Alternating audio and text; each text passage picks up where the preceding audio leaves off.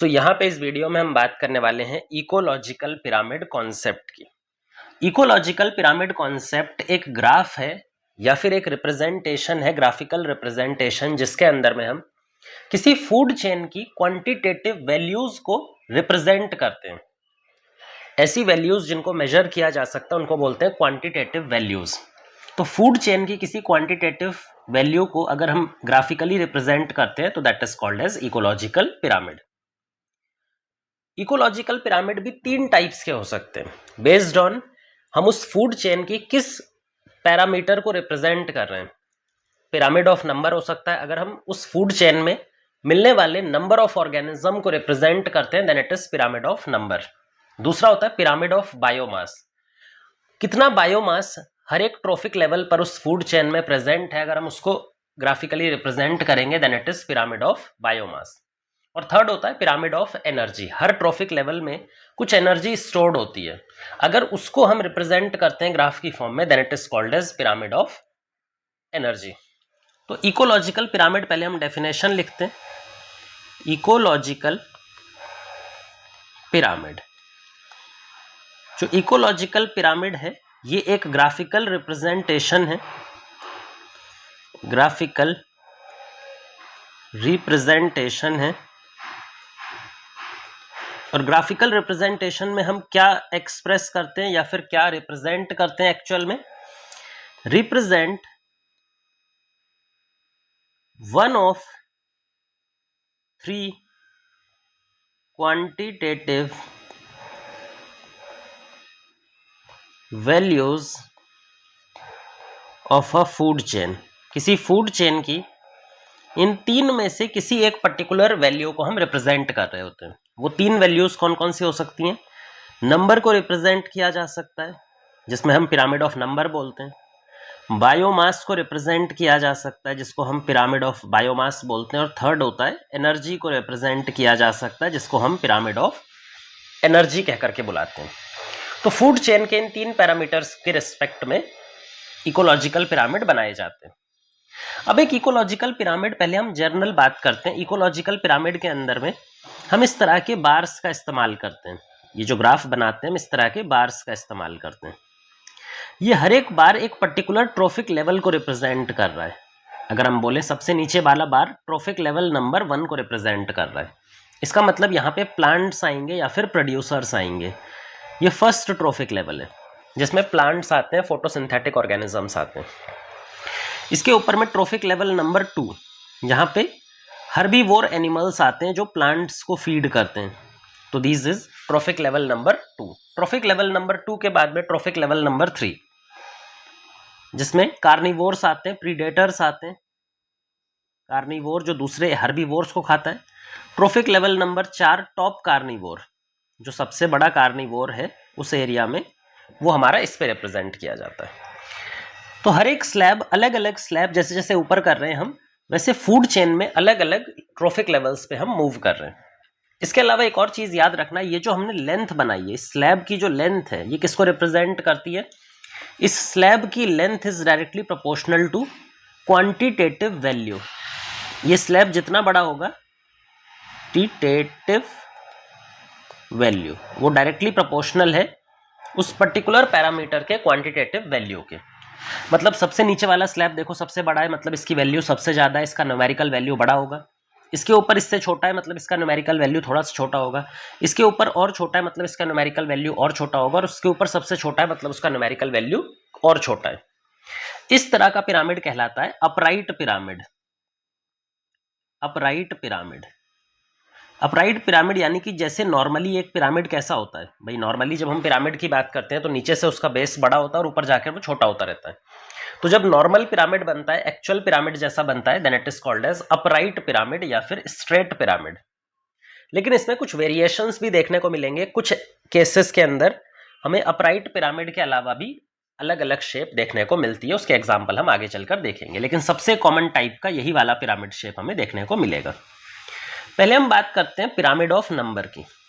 तो सबसे पहले हम बात करने वाले हैं इकोलॉजिकल पिरामिड में भी पिरामिड ऑफ नंबर, जहां पे हम अलग अलग ट्रोफिक लेवल्स में कितने ऑर्गेनिज्म प्रेजेंट है उनका नंबर रिप्रेजेंट किया जाता है एक बार से ग्राफ के थ्रू।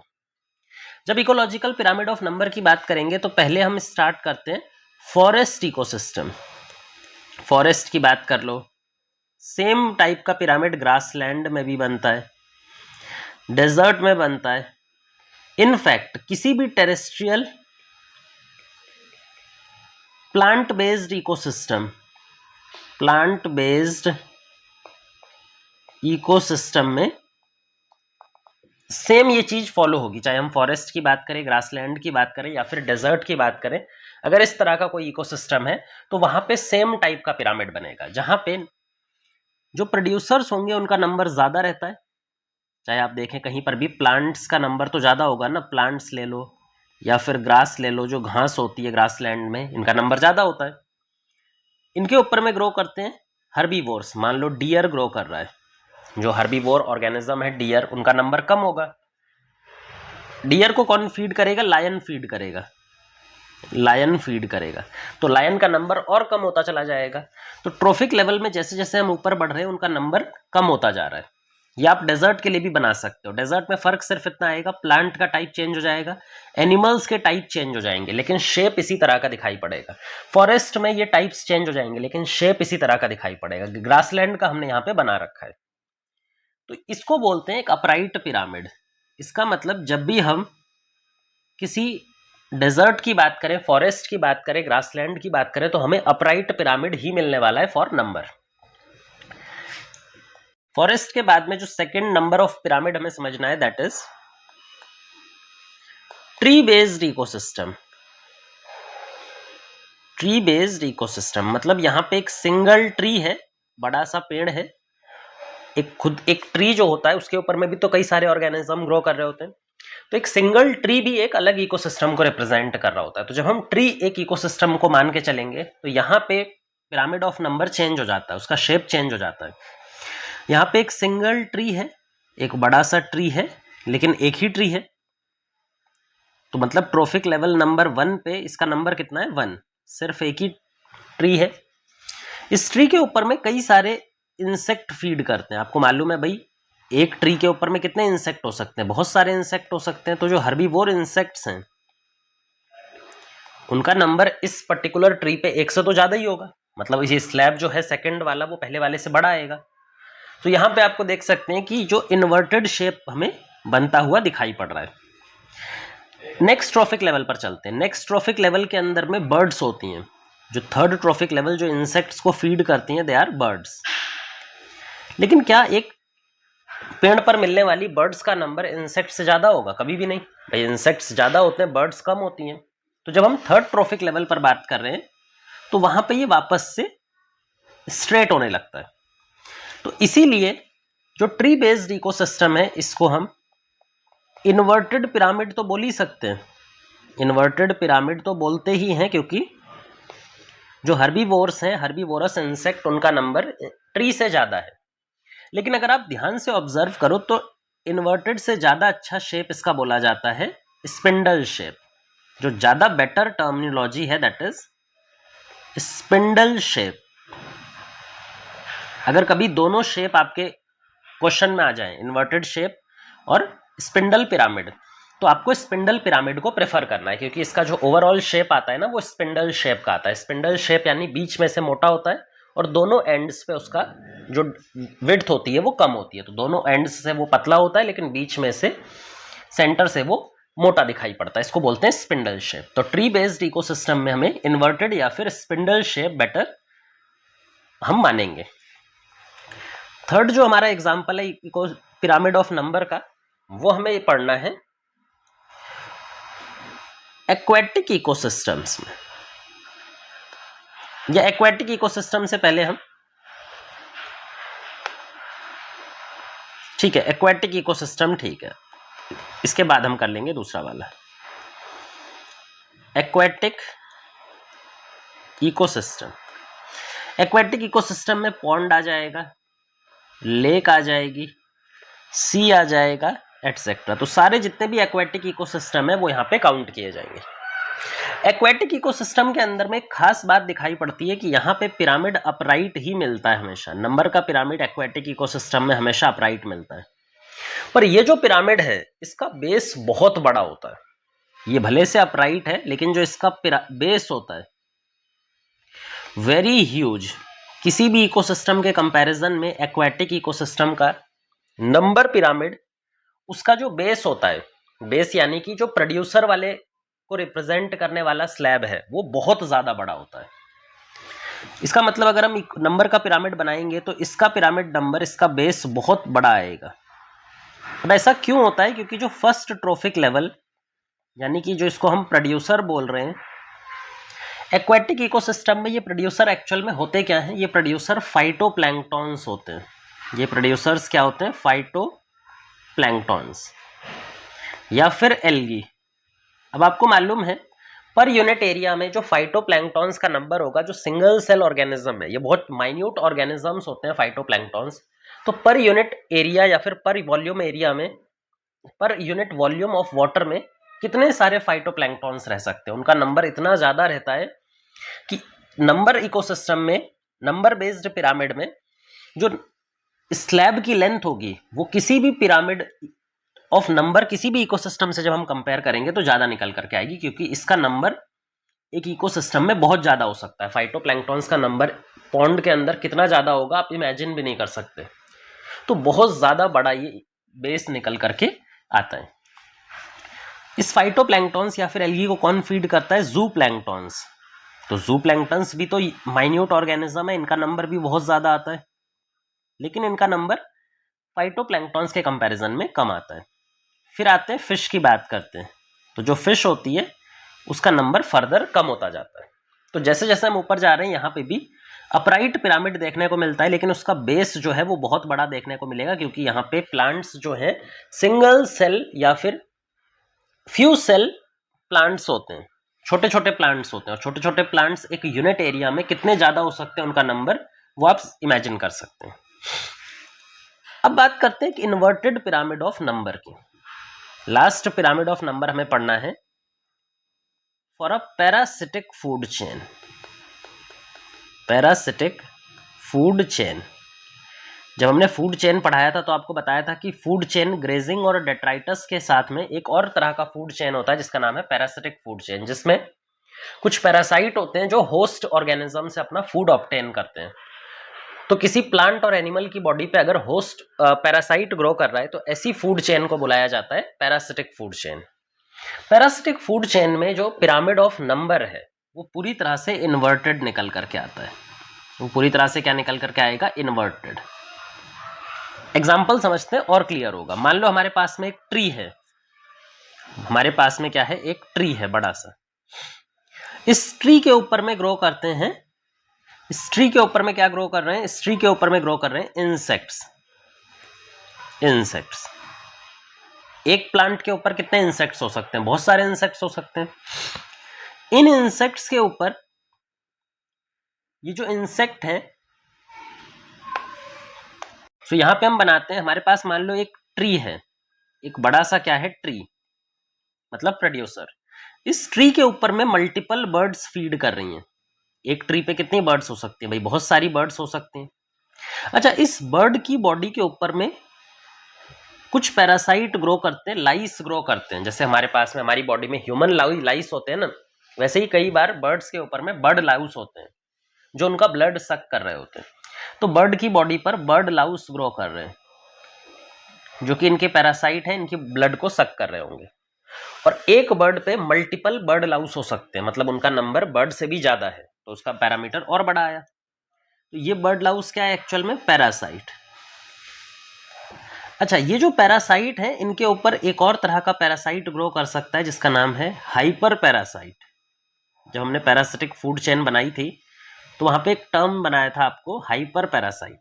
हाइपर पैरासाइट मतलब बैक्टीरिया या फिर फंजाई, बैक्टीरिया या फिर फंजाई जो किसी पैरासाइट की बॉडी पे एज अ पैरासाइट प्रेजेंट है। मतलब ये किसके लिए पैरासाइट की तरह काम कर रहे हैं?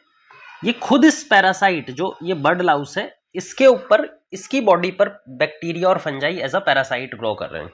तो अगर किसी पैरासाइट के ऊपर पैरासाइट है तो उनको बुलाते हैं हाइपर पैरासाइट, जिसमें हम बैक्टीरिया और फंजाई को काउंट करते हैं।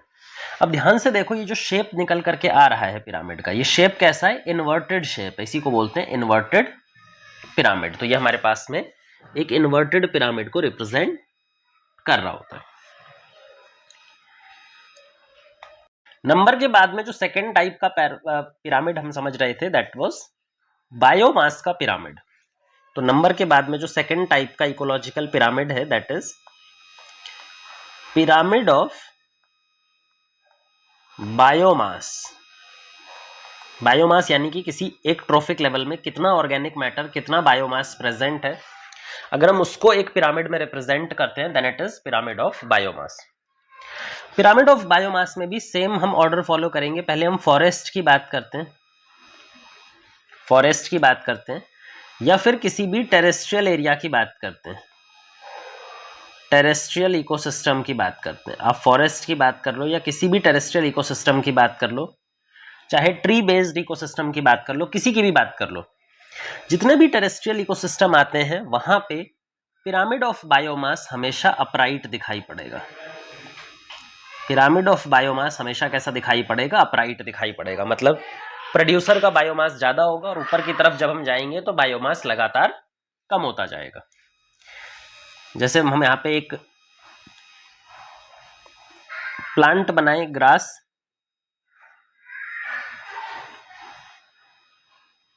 यहाँ पे हम प्लांट्स बनाते हैं, उनका बायोमास बहुत ज्यादा होगा। प्लांट्स के ऊपर में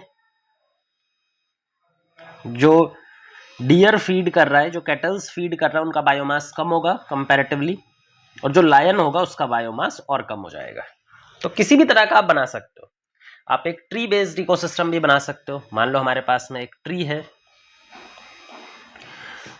उसके ऊपर में बर्ड फीड कर रही है, तो अगर बायोमास के कंपैरिजन में देखें तो भाई ट्री का बायोमास तो ज्यादा है ना बर्ड्स से, भले से नंबर उल्टा आ रहा था, पर ट्री के कंपैरिजन में बर्ड्स का बायोमास कम होगा, है ना। तो यहाँ पे बायोमास ट्री बेस्ड इकोसिस्टम में भी अपराइट दिखाई पड़ेगा, फॉरेस्ट में भी अपराइट दिखाई पड़ेगा, ग्रासलैंड में भी अपराइट दिखाई देगा, डेजर्ट में भी अपराइट दिखाई पड़ेगा। इनफैक्ट किसी भी टेरेस्ट्रियल या फिर लैंड बेस्ड इकोसिस्टम में अगर आप पढ़ोगे तो आपको पिरामिड का नंबर, बायोमास का पिरामिड हमेशा अपराइट दिखाई पड़ेगा।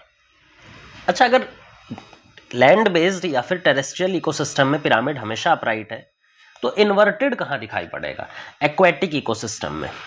ये बहुत यूनिक कंसेप्ट है, ये आपको याद रखना है कि एक्वेटिक इकोसिस्टम, एक्वेटिक इकोसिस्टम जिसमें हम लेक, पॉन्ड, ओशन, इन सब की बात करते हैं, तो किसी भी तरह का एक्वेटिक इकोसिस्टम होता है, वहां पर पिरामिड ऑफ बायोमास हमेशा इन्वर्टेड दिखाई पड़ता है। वहां पे पिरामिड ऑफ बायोमास कैसा दिखाई पड़ता है? इन्वर्टेड। इन्वर्टेड क्यों दिखाई पड़ता है? क्योंकि जो प्रोड्यूसर का बायोमास है उसके कंपैरिजन में हर्बीवोर का बायोमास ज्यादा होता है। यानी कि फाइटोप्लैंक्टन्स का बायोमास कम है और ज़ूप्लैंक्टन्स का बायोमास ज्यादा है। फिर से अगर हम ज़ूप्लैंक्टन्स और फिश की बात करें, वो फिश जो ज़ूप्लैंक्टन्स को खाती हैं, ज़ूप्लैंक्टन्स का बायोमास कम होता है और फिश का बायोमास ज्यादा होता है। तो अगर हम इसके पिरामिड को बनाएं तो हमारे पास में जो फाइटोप्लैंक्टन्स हैं, जो एल्गी है, वो तो सिंगल सेल या फिर बहुत ही कम सेल से बनी हुई होती है, तो इनका बायोमास कम आता है। वहीं पर अगर हम ज़ूप्लैंक्टन्स की बात करें तो उनका बायोमास कंपैरेटिवली ज़्यादा आता है। फिश की बात करें तो उसका बायोमास और ज़्यादा निकल करके आता है। तो पूरी तरह से एक इन्वर्टेड पिरामिड दिखाई पड़ रहा है। अब आप बोलेंगे सर, अगर ये पिरामिड इन्वर्टेड है, प्रोड्यूसर का बायोमास कम है ज़ूप्लैंक्टन से और ज़ूप्लैंक्टन का बायोमास कम है फिश से, तो ये एक दूसरे को सपोर्ट कैसे करते हैं? भाई ज़ूप्लैंक्टन कैसे जिंदा रहेगा? ज़ूप्लैंक्टन किसको फीड करता है? फाइटोप्लैंक्टन्स को, तभी जिंदा रहेगा। फिश किसको फीड करती है? ज़ूप्लैंक्टन्स, तभी जिंदा रहेगी। तो अगर फिश ज़ूप्लैंक्टन को खाकर के जिंदा है तो उसका बायोमास ज़ूप्लैंक्टन से ज्यादा कैसे हो सकता है, और ज़ूप्लैंक्टन का बायोमास फाइटोप्लैंक्टन से ज्यादा कैसे हो सकता है? ये सिस्टम कैसे ऑपरेट कर सकता है, कैसे सस्टेनेबल है? तो याद रखना कि भले से बायोमास इन्वर्टेड है, लेकिन जो रिप्रोडक्शन का रेट होता है एक्वेटिक ऑर्गेनिज्म में नीचे वाले लेवल्स पे, वो रिप्रोडक्शन का रेट बहुत फास्ट होता है। तो यहां पे जो रिप्रोडक्टिव रेट होता है जो रिप्रोडक्शन का रेट होता है, जिस रेट से वो नए ऑर्गेनिज्म डेवलप करते हैं, वो बहुत फास्ट होता है, कंपैरेटिवली बहुत तेज होता है। इस वजह से फाइटोप्लैंक्टन्स का रिप्लेनिशमेंट लेवल, रिप्रोडक्शन रेट बहुत ज़्यादा है एज कंपेयर टू जू प्लैंक्टन्स। और जू प्लैंक्टन का जो रिप्रोडक्शन रेट है वो फिश के कंपैरिजन में बहुत ज़्यादा है। तो भले से एक पर्टिकुलर टाइम पे फाइटोप्लैंक्टन्स का बायोमास कम है, लेकिन वो इतनी तेजी से मल्टीप्लाई करते हैं कि जू प्लैंक्टन उनको खाता है, और खाते टाइम ही वो अपने आप को इतना मल्टीप्लाई कर लेते हैं कि अपना नंबर दोबारा रिप्लेनिश कर देते हैं। सेम यही फिश के साथ में होता है। भले से फिश का बायोमास ज्यादा है, जू प्लैंक्टन का बायोमास कम है, लेकिन नंबर वाइज अगर हम देखें तो जू प्लैंक्टन अपने आप को बहुत तेजी से रिप्रोड्यूस कर सकता है। फिश उसको खाती है, खाते ही टाइम वो उतनी देर में, जितनी देर में वो उसको फीड करके खत्म करना चाहती है, वो जू प्लैंक्टन डुप्लीकेट होता है, बहुत तेजी से मल्टीप्लाई कर सकता है। तो इनका जो रिप्रोडक्शन रेट है ना, वो वेरी करता है। फाइटोप्लैंक्टन्स का रिप्रोडक्शन रेट और बहुत तेज है, जू प्लैंक्टन का थोड़ा कम है, और फिश का तो बहुत ही कम होगा कंपैरेटिवली। तो भले से बायोमास ज्यादा है, लेकिन क्योंकि वो इतना तेज मल्टीप्लाई करते हैं, इतना तेज रिप्रोड्यूस करते हैं, तो वो बायोमास की कमी को पूरा कर देते हैं। अब ये जो रिप्रोडक्शन रेट है, इसमें हमने आपको बताया ही था, ये डायरेक्टली प्रोपोर्शनल है नंबर पिरामिड के। जब हमने नंबर पिरामिड बनाया था, तो एक्वेटिक इकोसिस्टम में नंबर पिरामिड सबसे बड़ा निकल करके आता है। उसका जो ब्रॉड बेस दिखाई पड़ता है, किसी भी इकोसिस्टम के कंपैरिजन में सबसे बड़ा जो साइज होता है, या सबसे ज्यादा नंबर कहाँ पे दिखाई पड़ता है? एक्वेटिक इकोसिस्टम में। वो इसीलिए क्योंकि एक्वेटिक इकोसिस्टम में बहुत तेज मल्टीप्लिकेशन ऑर्गेनिजम्स का देखने को मिलता है। इससे एक और चीज समझ में आती है कि किसी भी इकोसिस्टम को सस्टेन करने के लिए, अगर हमें किसी भी इकोसिस्टम को लगातार सस्टेन करना है, तो आपको एक चीज हमेशा याद रखनी है कि नंबर का पिरामिड प्लस बायोमास का पिरामिड, इनके बीच में एक रिलेशन होता है कि या तो दोनों अपराइट हो, दोनों कैसे हो? अपराइट हो। इस कंडीशन में इकोसिस्टम सस्टेनेबल होगा। या फिर ऐसा हो सकता है कि एक अपराइट हो और दूसरा इन्वर्टेड हो। उल्टा भी हो सकता है, ये इन्वर्टेड हो और ये अपराइट हो, जैसा हमने ट्री इकोसिस्टम में देखा था। इस कंडीशन में भी इकोसिस्टम सस्टेनेबल है। लेकिन अगर कभी कंडीशन ऐसी आती है जहां पे दोनों इन्वर्टेड हो, ये भी इन्वर्टेड हो और ये भी इन्वर्टेड हो, इस कंडीशन में कभी भी इकोसिस्टम सस्टेनेबल नहीं है। मतलब किसी भी इकोसिस्टम में ये दोनों एक साथ इन्वर्टेड नहीं हो सकते। या तो दोनों अपराइट होंगे तब वो सस्टेनेबल है, या फिर इनमें से कोई एक अपराइट होना पड़ेगा। चाहे नंबर का पिरामिड अपराइट हो, जैसे कि एक्वेटिक इकोसिस्टम में नंबर का अपराइट होता है, बायोमास का इन्वर्टेड होता है, या फिर नंबर का इन्वर्टेड हो पर बायोमास का अपराइट हो, जैसे ट्री बेस्ड इकोसिस्टम। जब हमने एक सिंगल ट्री बेस्ड इकोसिस्टम वाला समझा था, तो वहां पे नंबर का पिरामिड इन्वर्टेड था, लेकिन बायोमास का इरेक्ट था। पर कहीं अगर आप ये इमेजिन कर रहे हैं कि कोई एक ऐसा इकोसिस्टम जहां पे दोनों नंबर और बायोमास दोनों का पिरामिड इन्वर्टेड आए, तो वहां पे वो इकोसिस्टम सस्टेन कर ही नहीं पाएगा, क्योंकि अब की बार प्रोड्यूसर अपने हायर लेवल्स को सस्टेन नहीं कर पाएगा, उतना फूड प्रोड्यूस ही नहीं कर पाएगा कि वो ऊपर वाले ट्रॉफिक लेवल्स को सर्वाइव कर पाए। वो ये हो गए हमारे दो इंपॉर्टेंट टाइप के ecological pyramids, pyramid of number and pyramid of biomass. Last जो पिरामिड है वो सबसे इजी है समझने के लिए, बस उसका एक डेफिनेट कॉन्सेप्ट है थर्मोडायनेमिक्स से रिलेट करके, और आपको एक ही बार में समझ में आ जाएगा। तो थर्ड पिरामिड है pyramid of energy. Pyramid of energy, energy pyramid का मतलब है कि जब हम किसी भी ट्रॉफिक लेवल में, फूड चेन में, अलग अलग ट्रॉफिक लेवल्स में कितनी एनर्जी प्रेजेंट है। अब की बार हम किसके बारे में बात करेंगे? एनर्जी की टर्म्स में बात कर रहे हैं। तो एनर्जी को जब हम पिरामिड की फॉर्म में रिप्रेजेंट करते हैं, then it is pyramid of energy. याद रखिए ये हमेशा अपराइट होता है, इट इज ऑलवेज अपराइट। ये कभी भी इन्वर्टेड हो ही नहीं सकता। उसके अपने रीजन है, वो रीजन भी हम प्रॉपरली एक्सप्लेन करेंगे, लेकिन ये हमेशा कैसा होगा? अपराइट होगा। इसके अपराइट होने की वजह थर्मोडायनेमिक्स का रूल है कि जब भी एनर्जी एक लेवल से दूसरे लेवल में मूव करती है, मान लो हमारे पास में एक ट्रॉफिक लेवल है, ये दूसरा ट्रॉफिक लेवल है, और एनर्जी यहां से यहां जब मूव करती है, तो कभी भी 100% एनर्जी का ट्रांसफर आगे वाले ट्रॉफिक लेवल में नहीं हो सकता। इस ट्रांसफर के दौरान कुछ परसेंटेज एनर्जी लॉस होगी in the form of heat की फॉर्म में लॉस होगी। अगर लोअर ट्रॉफिक लेवल से जो एनर्जी हायर ट्रॉफिक लेवल में जाते टाइम कुछ परसेंटेज हीट की फॉर्म में लॉस हो गया, तो डेफिनेट सी बात है इसकी एनर्जी ज्यादा होगी अमाउंट में और इसकी एनर्जी कंपैरेटिवली कम होगी। भाई कुछ ना कुछ तो लॉस हुआ है ना, सारा तो ट्रांसफर हुआ नहीं है। तो बाय डिफॉल्ट जो ऊपर की तरफ हम एनर्जी लेकर के जाएंगे वो कम होती जाएगी, कभी भी बढ़ नहीं सकती है। इसीलिए एनर्जी का पिरामिड हमेशा और हमेशा अपराइट ही आएगा, कभी भी इन्वर्टेड आ ही नहीं सकता। अब किसी भी इकोसिस्टम की बात कर लो, हमेशा पिरामिड कैसा आएगा? प्रोड्यूसर के पास में ज्यादा एनर्जी होगी, हर्बीवोर्स के पास में उससे कम, कार्निवोर्स के पास, प्रीडेटर के पास उससे कम और टॉप प्रीडेटर के पास सबसे कम एनर्जी होगी, क्योंकि एनर्जी लगातार लॉस हो रही है। हर लेवल पे एनर्जी हीट की फॉर्म में लॉस होती ही होती है। जब वो मूव करता है एक लेवल से दूसरे लेवल में तो एनर्जी हीट की फॉर्म में लॉस होती है। सो ये बस डायरेक्ट क्वेश्चन आता है कि क्यों एनर्जी का पिरामिड हमेशा अपराइट रहता है ना। अब हम बात करते हैं इकोलॉजिकल पिरामिड कॉन्सेप्ट के कुछ डीमेरिट्स। अभी तक हमने इकोलॉजिकल पिरामिड्स कहाँ यूज किए जा सकते हैं, कितने तरह के होते हैं समझे, पर कुछ लिमिटेशंस भी हैं इकोलॉजिकल पिरामिड्स की, कुछ डीमेरिट्स भी हैं, वो हम समझते हैं।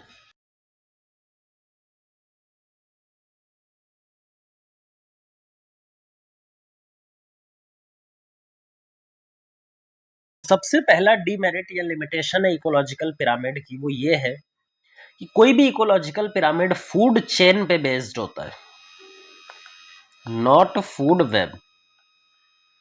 कोई भी इकोलॉजिकल पिरामिड किस पे बेस्ड होता है? डायरेक्ट फूड चेन पे, कभी भी फूड वेब पे बेस्ड नहीं होता। और जब हमने फूड चेन का कॉन्सेप्ट आपको समझाया था तो वहां पे बताया था कि फूड चेन एक हाइपोथेटिकल कॉन्सेप्ट है। नेचर में फूड चेन एग्जिस्ट ही नहीं करता, नेचर में तो एक्चुअल में फूड वेब एग्जिस्ट करता है। फूड चेन तो एक समझाने के लिए बच्चों को, कि उनको इजीली समझ में आ जाए चीजें, उसके लिए बनाया गया कॉन्सेप्ट है। तो नेचर में फूड चेन एग्जिस्ट ही नहीं करता, लेकिन जितना भी पिरामिड बनाया जाता है वो फूड चेन के बिहाफ पर ही बनाया जाता है। मतलब फूड इकोलॉजिकल पिरामिड कॉन्सेप्ट पूरी तरह से सही नहीं उतरेंगे जब आप रियल लाइफ में रियल इकोसिस्टम्स पे उनको अप्लाई करोगे। दूसरा चीज, इकोलॉजिकल पिरामिड में जो सेप्रोट्रॉफ्स होते हैं, जो डीकंपोजर्स होते हैं, उनको काउंट नहीं किया जाता। तो जितने भी डीकंपोजर्स होते हैं, बैक्टीरिया, फंजाई या फिर डीकंपोजर, कभी भी इकोलॉजिकल पिरामिड में उनको प्लेस नहीं मिल सकता। इकोलॉजिकल पिरामिड एक ग्रेजिंग फूड चेन पर बना हुआ है, जहां पे प्लांट से स्टार्ट करते हैं, फिर हर्बीवोर, कार्निवोर, टॉप प्रेडेटर, सिर्फ इन्हीं लेवल्स को वो कंसीडर करता है, सिर्फ ग्रेजिंग फूड चेन को वो कंसीडर करता है। सेप्रोट्रॉफ्स को, डीकंपोजर, डेट्राइटस फूड चेन को वो कंसीडर करता ही नहीं है। तो ये भी इसका एक लिमिटेशन है। तो यहाँ पे हमने फूड चेन पिरामिड्स के बारे में सारी चीजें कवर करी हैं।